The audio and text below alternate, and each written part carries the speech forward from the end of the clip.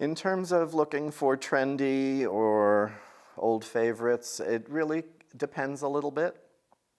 So in terms of trends, I actually don't like to follow trends. I'm not really a trendy guy.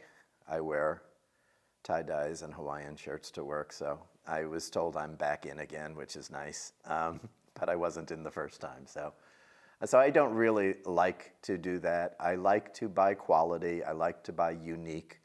One of our philosophies in our business and our shop is you can find ordinary anywhere. You don't need me to find ordinary. So I really try to stretch to find unique and special.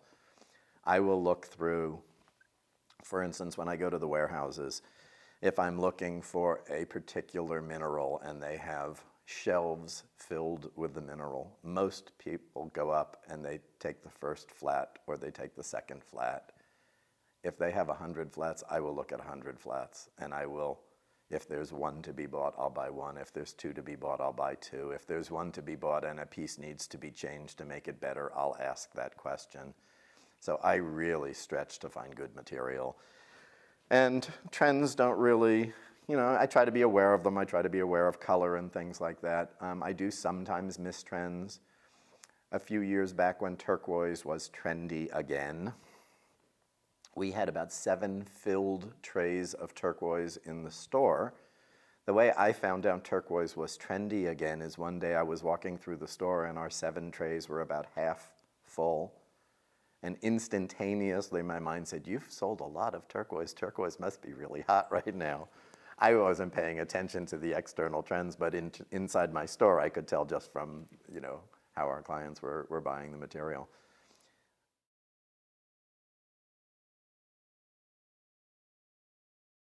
It turned out the first purchase I made was an extraordinary, probably the best strand of old Tibetan red coral beads that was at the show. And it was the first purchase I made this year, and it was the most expensive thing I bought. And my wife pulled me aside because it was first thing in the morning on my birthday. She said, what are you thinking? What are you doing spending this on the...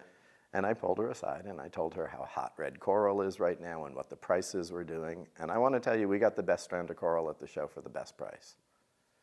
But that was a buying decision that I had to make very quickly, write a big check first thing in the morning, probably like Sea of China or something like that, old beads that went into Tibet and Nepal. I actually got them from a friend of mine who got them personally while he was here. In fact, described being tear gassed during demonstrations in Nepal and things like this. And this is a person I've known for a long time. So he picked the beads up himself while he was there. The material is fairly recognizable in terms of the type of polishing they have on the beads and the age and things like that. Being a gemologist and working with beads, my gemological skills are real transferable into the bead world. Sometimes I'm looking at gem material, other times I'm looking at glass, but it's having been trained in microscopic identification of things, you really take a good hard look at inside the holes of the bead, the tool marks, the polish, all of these different things. And people come to us and shop with us because of our reputation, the fact that half of our staff are GIA graduates, and they trust us and they respect us and they know us. And that's in the jewelry business. You hear that all the time, know who you're doing business with. So when I'm shopping with people, that's important for me too. This particular gentleman, I've known him for decades, and he doesn't import from there. He brings back directly from there by hand. So there's a real difference in terms of the provenance of the beads and where they came from. We have a real good handle on that.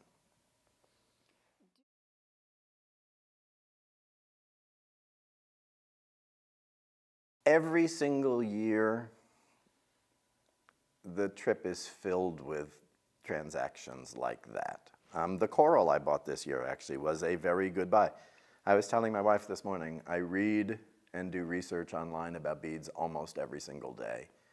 There are We're members of the Society of Bead Researchers. We're members of the Bead Collectors Network, and there's hundreds of people that I connect with online in different ways.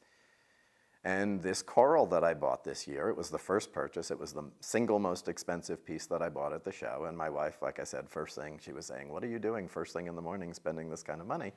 And I pulled her aside and I said, "Honey, right now, good red coral is as hot as can be. Good red coral and good amber, we're getting phone calls and emails from all over the world. Much more even so than our domestic market. We're getting internationally. This is very hot." And interestingly, this morning, there was something online about coral at the Tucson show, and they were talking about the Chinese buyers spending up to $100 a gram at the show. And what I had said to my wife when I found this particular coral, I said, "Honey, this coral is superior. The color is spectacular. It's a gorgeous, gorgeous strand of coral beads." And I bought it for kind of what the old price for ordinary coral should be. So I said to her, I said, "This is, right now the prices are going up like crazy." So that, even though it was an expensive piece, that was a very good purchase for me this year. And every year there are purchases that we make that are good values, you know.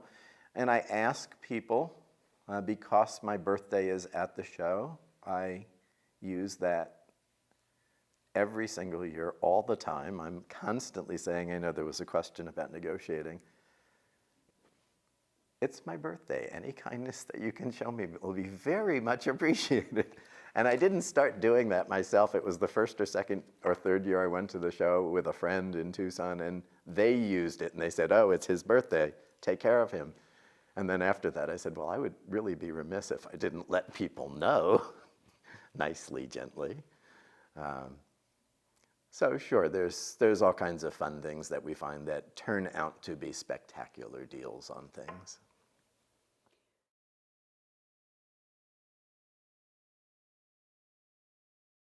Sometimes we buy the wrong things. Not too many times. We're really pretty good at this point. I remember one year I bought a strand of dyed pink agate sliced drops. So I bought these dyed pink agate sliced drops, and Maureen and Karen, our other store manager, said, "What were you thinking? Oh my Lord, those are hideous." And they really, that was, I think, in the years they've been with me, that was the biggest thing they took issue with. And I said to them, and I don't like dyed things anyway. I mean, I really try to stay as close to what nature gives us as possible, which is sometimes challenging in the industry, you know. They now heat treat and dye all kinds of things, but I really try to stay as, but there was something about these garish pink sliced. On one level, they were completely correct. On the other level, I was completely correct. The little girls did love them, and we sold them like crazy, and it was fun. And so they make fun of me, and I make fun of them. But yes, every once in a while, we buy something strangely off, but not too many times.